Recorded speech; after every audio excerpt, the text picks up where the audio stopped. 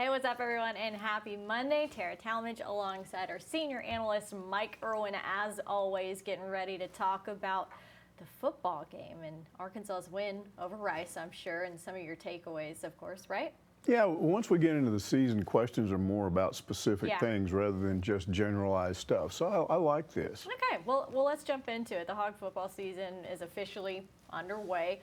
First question this week is going to be from Blood Red Hog for you, Mike. Even though we won, so many questions remain. Is the O-line improved? Does Fountain need 3 years to fix special teams? 112 yards in penalties. Is KJ the answer? So a lot to cover, right? Yeah, all these multi-part questions, you have to help me sometimes because I'll answer one and then you can tell me what the next one was or whatever. Is the offensive line improved? I think they're better at straight ahead blocking. I think we saw that part of the offense was working almost from the beginning. Yeah. So I think that part is good. It looked like some of this may not be them so much as the opponent. It's hard to explain this, but I know it to be true. Sometimes your offensive line, which is big, can have a bad matchup against a smaller D-line who are quicker. Okay. If you've ever watched it, especially in practice, I've watched a lot of smaller, quicker defensive linemen make big offensive linemen look like goobers because their feet are just so much quicker and they blow around the guy and he's like, what can I do? And so it was the pass blocking and even the blocking on the edges where you're having to do a lot of pulling and blocking that way. That's where Arkansas didn't seem to look as good. And I think, you know, they did too much of that. And then there was all this tempo stuff that you're talking about. You'd have a good play up the middle. Okay, tempo, line back up now, let's go to the edges. And then that didn't work. So I think some of the O-line was maybe bad play calling or not understanding what was going on out there, which you had a quicker defensive line and maybe you need to adjust your strategy a little bit. But then if that's the case, what does that mean for the Texas game? Because this is a bigger D-line. And it's probably going to be tougher up the middle with run blocking, from the offensive tackle to the offensive tackle. But then does that mean you're better on the edges? That will depend on how good Texas defense is. I watched them. I wasn't totally impressed with them. They looked okay. But we're not going to know until we get a matchup. So I think the offensive line, it's kind of a wash. Yeah. They looked better in some areas and didn't look as good as I thought they would in other areas. Special teams, whew. Does Scott Fountain need 3 years? I don't know that he'll get 3 years. Yeah. The main issue seems to always be punt blocking. They had 2 blocked last year that I know of. Now right off the bat you get another one blocked. Now I remember a few days ago, I don't know if you remember this, but Scott Fountain was interviewed and he said that the biggest problem last year was they do this testing on Thursday for COVID. Okay. Then he'd find out Friday that a bunch of his special teams guys were quarantined. I do actually remember this, yeah. And then he's got to stick people in there that haven't prepared. Well, that seemed like a really legitimate excuse. I mean, I'd hate to have to deal with that. Okay. I'm pretty sure they didn't have anybody in quarantine this week. So what was the excuse? Now, Sam Pittman said one guy missed a block. I don't know. That sounds like a scheme issue as much as any. If one guy can miss a block and you get a block punt, I don't know. It's probably not good. To me, this is something that really ticks off the fans. And I will tell you right now, anything that gets them mentally to go back to the Chad Morris years, that's what makes them mad. What did you call it? I call it Chad Morris derangement syndrome as a fan. And I experienced some of that. If anything that happens out there that looks like 2018, 2019, then you start thinking, uh-oh, I don't want any more of that again. No one ever wants to go back. And so special teams was part of that problem, and that's why I think there's no patience for this right now. Yeah. So I don't know. I don't know if he gets a 3rd year. I'm just going to hope that it gets corrected. Right. There were a few things that looked better. They looked better on kickoff returns. Didn't return many punts, so I don't know that you check that. But the one big thing, getting punts blocked, that's got to stop. That's just totally damaging. And here's what happens when you get punts blocked. Now they're going to play Texas. You don't think they see that and go, okay, we're going to go after them. We're going to pick a time in the game, and we're going to go after them, and maybe that's the difference in the game. So you can't. It easily could be. Yeah, you can't leave the impression that your punt block unit doesn't know how to block. So that's got to get corrected. Penalties. Penalties are weird. Yeah, they had a lot of penalties and some mental errors. Myron Cunningham, one time they were down around the 7 or 8 yard line, and he false started. I think they still scored on that possession, but only because there was a pass interference call or something. But they could be damaging. But then some of those penalties were weird. I thought the penalty on Jefferson's long touchdown run, and I can't remember, it was a freshman wide receiver. I remember that. Yeah. But he was pushing off with his hands and then kind of maybe had him inside. That didn't look like holding to me. Was it Keytron? Might have been, but I can't remember. Yeah. But it did not look like holding. And that got called back. So that's I don't know. To me, that's a bad call by the officials. One of the 2 targeting calls I had real issues with, the one on bumper pool. Grant Morgan call, he went right at his helmet, bounced off. I thought it was the shoulder. It looked like to me. Yeah. But the bumper pool looked like his helmet went down below the chin of the other guy, and then his helmet came down. But it looked like the helmets kind of went like that. So I don't know. It's so hard. I guess what I'm saying is I don't know that all those penalties. That officiating crew seemed disjointed to me. I agree. You were a part of the telecast. You were the only part of the telecast that was any good.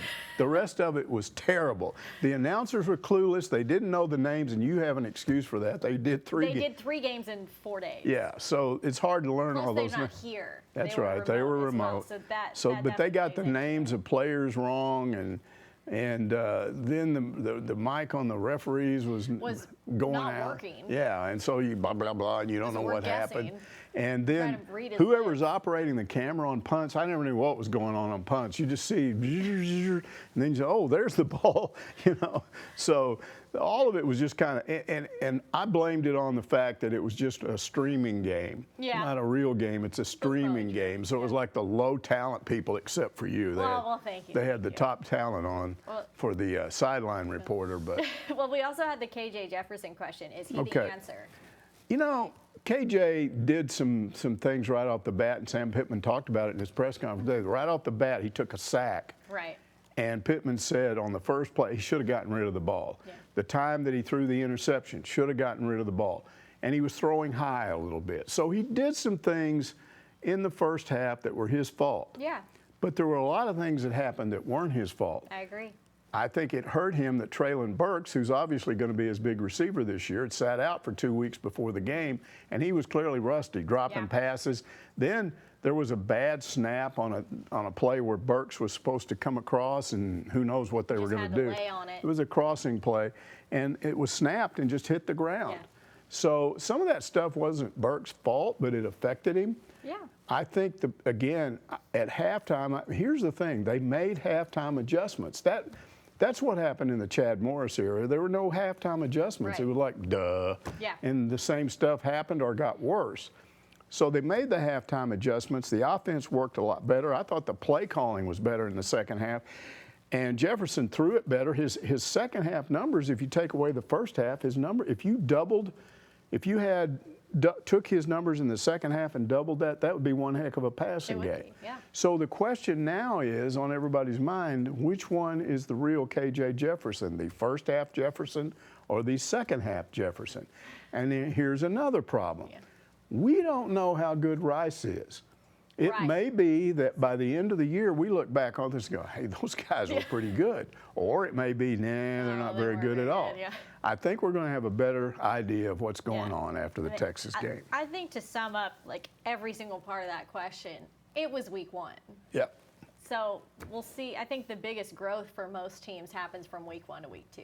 And let's hope that's true, and let's hope it's growth and they don't go backwards. All right, our next question is from Austin Hogfan, who says, we had almost no vertical passing game against Rice. Was it their scheme, us holding back for Texas, or something else? Also, I know that you want to get the ball in your playmaker's hands, a.k.a. Traylon Burks, but surely he can serve as a great decoy early. Well, first of all, I don't think they held anything back. I don't think they did. People always think you do that. I think as coaches, you're crazy if you hold back. Maybe in a few cases, but not this game. So I don't think that's what was going on. I think it was part of their game plan. I think they knew going in that Rice had this smaller, quicker defense that was going to pressure the quarterback more. That's a good defense. The problem with Rice the last few years has been a lack of offense, not their defense. So they went up against a good defense. Pass rush was good, and I think the game plan was not to throw deep because I don't think they felt like he'd probably have enough time to do that. And the problem was they were missing those short routes, whether they were either being dropped or he was overthrowing the ball. That's why that didn't work. Now, we saw it work in the second half. He had 128 yards and a touchdown, 60% completion rate overall. The goal is 65%. So if you took away that bad first half, you might have 250 yards passing and 65% completion, which would look fine. So, and then the other thing about using Burks as a decoy, they're not going to have to do that. He's going to get targeted some. Oh, yeah. So Jefferson's going to have to throw to other people. And the issue was whether or not Arkansas would be able to do this. Well, Burks had a bad game, and they still, in the second half, threw it well. Jefferson threw to him 9 times, and Burks caught 5 of them. He threw to 3 other receivers 12 times, and they caught 7 of them. So we see there are more people out there that can catch the ball other than Burks. So to me, that was one of the better things that happened in this game. That was a question that had to be answered. Do you have anybody that can get open besides him? And we saw that they do have those people. They've got plenty of talent in terms of receivers and guys to go to. So Razorback Jack asks, with the increasing number of on-field injuries to officials, isn't it time for them to wear some type of head protection? Yeah, I think that's a great idea. In fact, Let's stick them you're familiar with these little orange covers that they put over their helmets in practice? They got these little notches on them. They look like a hand grenade. It's a hand grenade or some sort of like little. It's what like that is extra padding, and I think they make it out of the same stuff that they use in these autocross races or whatever, like where you got a roll bar. Oh, yeah. And if you get hit from behind, your head's going to snap back and hit the roll bar. So they got all this stuff that's scientifically designed to absorb energy over space. So they've got these things on your helmet. Well, just let the referees just wear the pad. Only you couldn't have them orange. I think they have them be like yellow like crossing guards, so you could see them so the players wouldn't run over them as much in games. So I'm all for that. I think that needs to be a suggestion that gets sent in to the SEC office.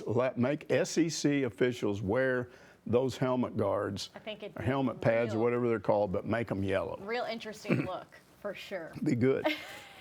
All right, Gary Wayne Johnson wants to know, do you think Frank Broyles would have allowed that kind of increase in the donation required for baseball season tickets all at one time? Yeah, we talked about this last week. A huge increase, and some of these longtime season ticket holders are going to either give up their tickets. Right now, a lot of them are threatening to. I don't know if they really will. Or you're going to have to get moved to a cheaper seat. Here's the thing about Frank, and I know this from talking to longtime season ticket holders, and mostly what I'm talking about here is football, not baseball, because baseball tickets weren't in that much demand back then. But the way he handled football was, there were 2 or 3 times when he was made aware of by maybe his staff, hey, we've compared our ticket prices to this other school. We're lower than we should be. Our donation level is not where it should be. So he would indeed make the decision to increase the donation level, but he did it in stages. He didn't do it all at once like this was done. And then the other thing about Frank was, and I don't know anybody that ever did this, but it was the way he was. If you had been a season ticket holder for a while, they knew you were good for it. They would, if you had some financial issues or whatever during that period right before the season started, they would let you have an installment plan where you'd pay part here, part there, maybe once a month. I don't think people do that anymore. And they even, in some cases, allowed you to pay for the season tickets after the season was over. I mean, he was always willing to work with customers. He had the fans were the customers. They were always right, and he would go out of his way for the customers. Now, you and I both know that does not happen anymore. What happens today, and Hunter Yurichek's got people under him telling him this every day, this is not the business model to sit here with this product that's in demand because we got one of the best baseball programs in the country. And we've got all these people that aren't paying what they should pay only because they've always been there. And so, no, we're going to tell them, you have to pay more. The problem is the way they've done it, where it's just done all at once. Yeah. If it had been gradual, or if they'd have broken it in over a period of time, like a 4-year period, probably would have been a better idea. I think what's going on here is this COVID money deficit. Yeah. I think they need money, and they went, hey, this is a hot property right now, baseball. Some people are saying they're going to be better next year than they were last year. That would be nice. They had a lot of fans out there. They started working out this past weekend, and Yeah. there were people out there watching them, 200-300. So The Fall Classic on Friday, right before the Texas game, in case anyone wants to go check that out. All right. So I think that's what they did. They just went, this is a hot property, and we're going to get what we can for it. At the end of the day, I mean, it's a business, so. But the answer is, Frank would have probably installed it in differently. phases. All right, Alabama Hog asks, based on your observations of the offensive performance Saturday, what are the areas that require the most attention this week to have a chance to upset Texas? I think you're going to have a more multidimensional offense. You're going to have to be able not only to run the ball up the middle, I think you're going to have to be successful on the edges. And that's not just in the running game. I think you're going to have to throw it on the edges. And I do think they're going to need more of a vertical passing game. Absolutely. That was a complaint. Now, the good news is that Louisiana had pretty good success throwing the football against Texas. They had their quarterback, Levi Lewis, had 282 yards passing. The problem was they had 76 yards rushing. So what that suggests to me is that you need a balanced offense if you're going to beat Texas. You can't just throw it well, you got to run it well. And can Arkansas do that? I don't know. And the other problem is this. You're going up against a much better offense than the one you just faced. They've got this quarterback, and they had a 2-quarterback battle. His name is Hudson Card. He threw for 224 yards and 2 touchdowns, had a quarterback rating of over 90. Wow. So that's pretty good. And then they've got a running back that rushed for 170 yards, and he also caught, 40 or 50 yards in passes. So this is a better offense you're going up against. It's a bigger challenge for the defense. But what that means is Arkansas's offense is going to have to step up. And again, you don't do that one-dimensional thing against a team like Texas. You got to be able to do a lot of things well. And you can't play one half of football and beat them. It's going to have to be pretty good the whole game. Yeah, so we'll hope that they make some adjustments before game time on Saturday. Salmonella says, off the subject of football for a second, what upgrades would you like to see at Bud Walton Arena? Ooh, that's a fun one. You know, there was Jeff Long he had this, do you remember the thing Jeff Long had where he developed this whole long-range plan for future construction? Well, he had future improvements on different things, and there was a drawing of Bud Walton that really looked neat. Huh. Bud Walton's kind of a octangular-looking building, and it's got brick sides on it. Well, his plan called for knocking out parts of that brick on the level of the concourse, and they brought out, I guess they were going to have beams underneath that made the concourse wider, and then that part was glass. So what it created was a concourse that wasn't all sealed in. When you got in there, you could see outside, even at night. It just feels like it's more airy. And then with the concession stands right now, you just kind of walk up to a concession stand and it's crowded. Yeah. Well, this would have you could walk on either side. It was a double-sided concession stand. Yeah. So the lines would be shorter. It was easier to move around on the concourse. So I didn't like much about the Jeff Long era, but I liked that plan. Now, I don't know if that's still being considered or not. I like the glass. That's a cool idea. Yeah, and it made the building look better. Yeah. But what I don't like is these, and oddly enough, this suggestion is being pushed by fans, mostly on social media, mostly on Hogville, where they want to make the arena smaller. Yes. Why? They want to take the upper deck and turn that into luxury seating. Now, I will guarantee you those Hogville people they're not going to be able to buy luxury seating. So why do they care if somebody has luxury seating up there? I know what Bud Walton is like when there's 19,000, not 17 that they call 19. Yeah. I'm talking about 19,000. It's been a long time since we've seen that. But we're going to see that this year. There is so much anticipation of this team under Musselman after what happened last year. And I can't believe that Musselman himself would go to Hunter Yurachek and say, hey, let's reduce the seating. Let's make it smaller. Let's make it smaller. You've got one of the largest on-campus arenas in the country, and you're going to make it more like the Aggies, who have a 14,000-seat arena. Why? No. Why would you do that? I'm telling you, pay attention, Hunter, if you're even thinking about this. Watch the first big game that has 19,000 people in there and tell me you need to take about 5,000 of those people away and add luxury boxes up there instead of the upper deck. They already have boxes. Sure, they've got plenty of them. So if there's a change, I don't want it to be that. Yeah, I agree. Leave the seating alone. Do whatever else you want to do. Yeah, make some. If you want to make the front of it look like a spaceship, I don't care. Maybe put some more concessions or something in there. You know, we'll see. Maybe get some of those. Isn't CJ's Burgers at the stadium for football now? You could have them. Yeah, you could figure out a way to do all that. Maybe figure out a way to pull up food trucks all around the edge. Whatever. So many options. But sorry, let's pull that question back up real quick. Alex Forhog88 wants to know, what was your favorite win against Texas and why? I would always say this, without question, it was the 81 game. Okay. And here's why. Because most of Arkansas's wins over Texas have been close games. If you don't like Texas the way most Razorback fans don't like Texas, the thing about that 81 game is it was just a total butt stomping. I mean, Texas got off the bus getting their butt stomped. They were getting their butt stomped when they got back on the bus. It just was a total butt stomping. I went back and looked. Yeah. It was 15-0 at the end of the first quarter. 25-3 at the halftime, 39-3 at the end of the third quarter, and 42-11. Now, here's what, having grown up watching Texas playing games, this was mostly out in Lubbock, where I was from, in that area.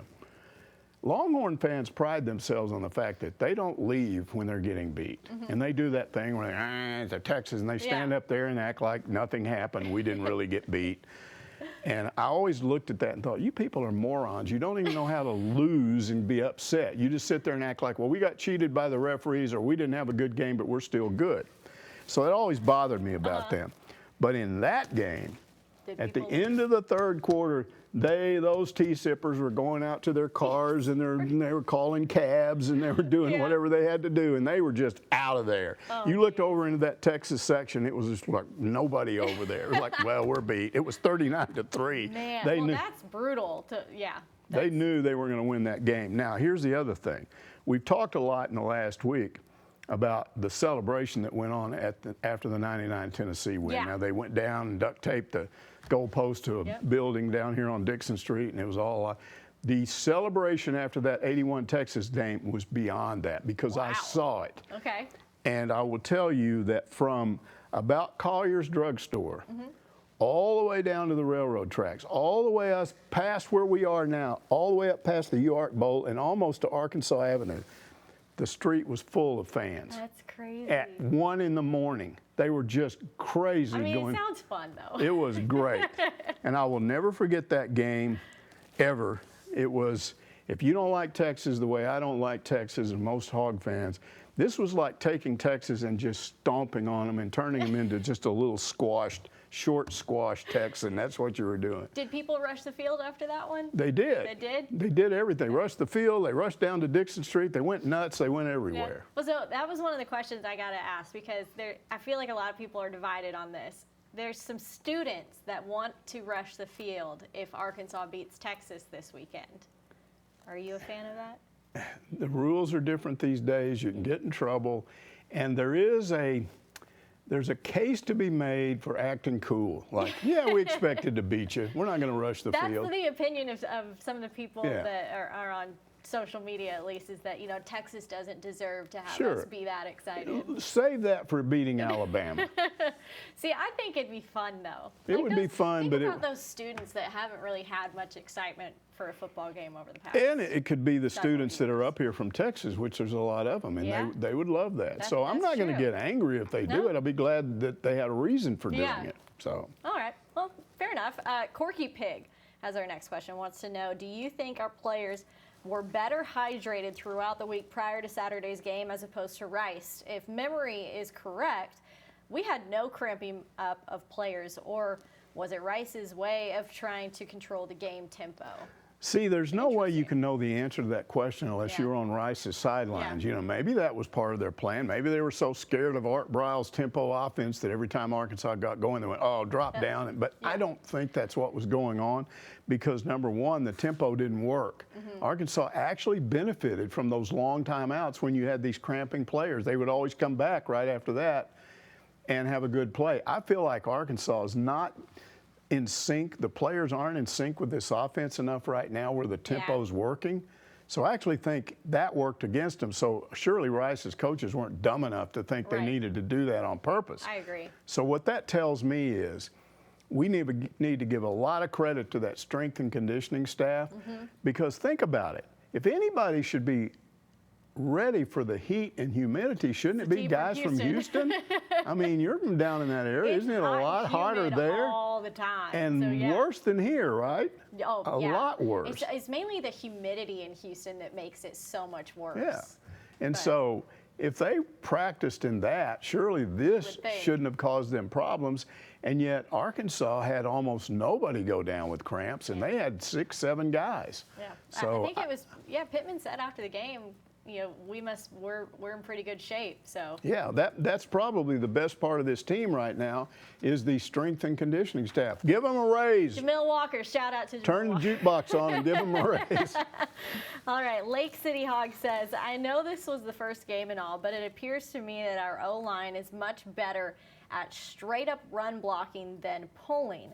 In your opinion, should we put more effort into running between the tackles rather than all of the wide plays that just seem to get strung out along the line of scrimmage? Well, again, we talked about that. In the Rice game, yes, that was probably a better idea. I don't think that works against Texas. I think they've got to have a multi-dimensional offense. I think against Texas, you need to be able to run up the middle. You need to be able to run wide. I think you need to be able to throw on the edges. I think you need to be able to throw underneath coverage, and I think you need to go vertical. You just have to be able to do all of that stuff, and I don't know that they can do that, but we'll see. Yeah. All right. Pig's Feet says, which, by the way, Pig's Feet, great name. I am biased, but I have watched a lot of football and see hits like our linebackers make with no targeting penalties being called or even getting looked at. Do our guys have a reputation, or are all our calls warranted? Personally, I feel the penalty of being ejected is too severe. What's your take? Yeah, there's several parts to that question. Sam was just talking again in his press conference at noon, and he said we got to figure out a way to keep our heads out of there. Now, I don't know how you do that. That's technique. We'll see what they do. You and I don't even agree on this because you thought that the Grant Morgan one, it looked like he went in with his shoulder, and then just like as a result, I don't know. It's just, and that may be true, but I just felt like the bumper pool thing. I watched it several times, and it looked like he intentionally kind of moved his head away to avoid that. The problem is you get the player coming at you, but he got his helmet down below that guy's chin, and I thought it kind of went like that. Yeah. You know, kind of, and it looked like they just didn't. They kind of looked at it and went, I don't know what I'm looking at. So here's the problem. First of all, if you watch a lot of games, which I do, and I think you do, you don't get uniformity there in terms of what is targeting. So I don't think officials are even on the same page about what they believe is targeting. So they need to get them all together and have a seminar or something, or have a series of seminars all over the country and come to some conclusions about what you do.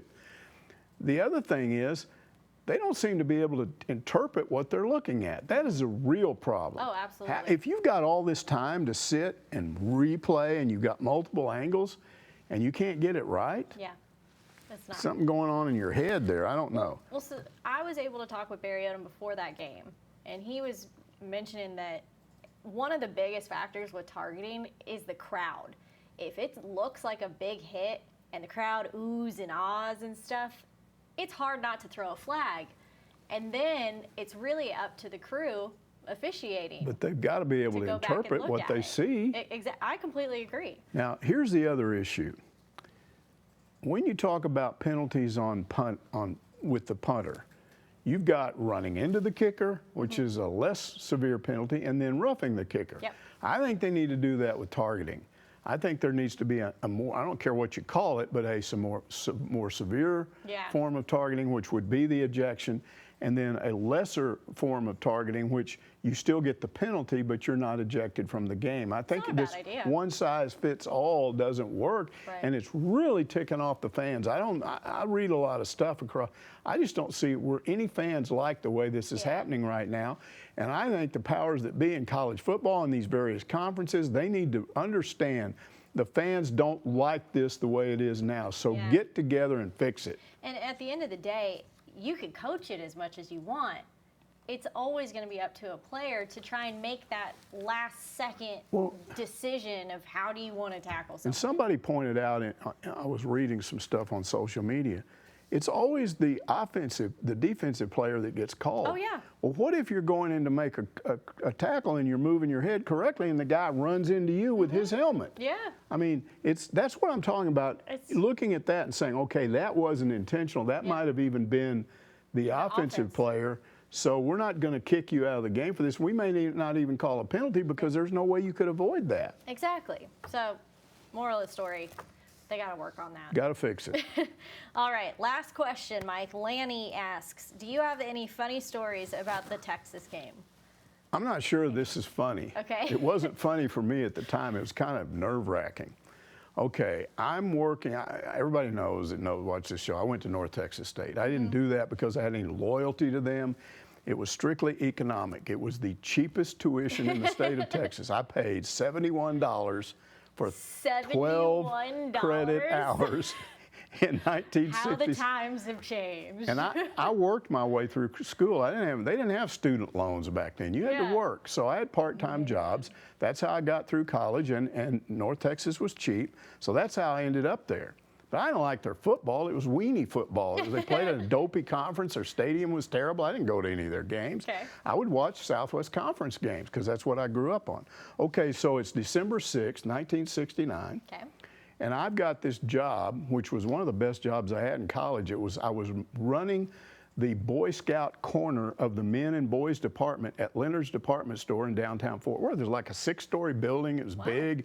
They had women's sections, men's sections, kids sections, baby sections. So I'm up there in the corner of the men and boys department, and I got my own little corner of Boy Scout. And the thing I liked about that was we didn't have a lot of business. People would come in there for very specific reasons. I want this tent, the official Boy Scout pup tent, or the official Boy Scout pocket knife, or all this stuff. But I was able to sit there a lot of times and do my homework because you just wouldn't have anybody. You're sitting behind a counter, you're doing your homework. Once every 30 minutes, somebody walks up and goes, hey, I want this for my kid, and you help them, and then you're back studying again. So it was a great job. Nice. But it wasn't a good job that day because I wanted to watch that game. Now, we had a break room. An employee's break room in the basement. It was 2 stories. I had to go down 2 sets of escalators to get there. So I think to myself, how am I going to watch this game? So we had this sign that said back in 30 minutes. Oh, gosh. I guess it was just there from somebody else. You just left it? Well, it was there before. I guess it was if somebody had to leave. Was. I don't know. It was just back there in the back, and it said back in 30 minutes. Okay. So I took that sign and put it up, and I went down and started watching the game. So I'm looking at my watch, and I'm thinking, I got to be back in 30 minutes. So after 30 minutes, I ran back up the escalator, and sure enough, there were 3 or 4 people waiting, and they didn't get mad. I was like, okay, I'm back. And so I helped them, and that took about 10 minutes. I looked around, nobody else is around, put the sign back up, ran back down, watched some more of the game. Oh, man. And then I just did that the whole game, back and forth. Now, I'm thinking to myself, sooner or later, my boss, the guy that manages the whole floor, is going to see that and wonder, what's he up to? So I'm thinking I may get fired. Yeah. But it was such a good game. It was worth it. It was worth it. And I remember when the game was over, I was really mad. And so I went upstairs, I'm thinking, how did they lose that game? But then I realized after I got back up there, gee, I was able to watch the game, and I didn't get fired, so it was okay. It was well, I would say win-win. It wasn't a win-win, but it wasn't a lose-lose either. It was kind of a lose-win. There you go. Better than the alternative, I guess. All right. Hopefully, we can make some better memories for you, though, with the Texas game. This would be good if we could get. What if we could get another 81 game, like just stomp. I was about to say, I'm sure fans would love that. That would be great. We might have a new Dixon Street record. Oh man. It might go all the way up the side of Mount Sequoia. Oh gosh, that would be pretty wild. But we'll see how it goes. 6 o'clock kickoff on ESPN. It's going to be a fun day on Saturday. But that's going to do it for Ask Mike this week. Everyone, thanks so much for watching. We'll see you back here next Monday.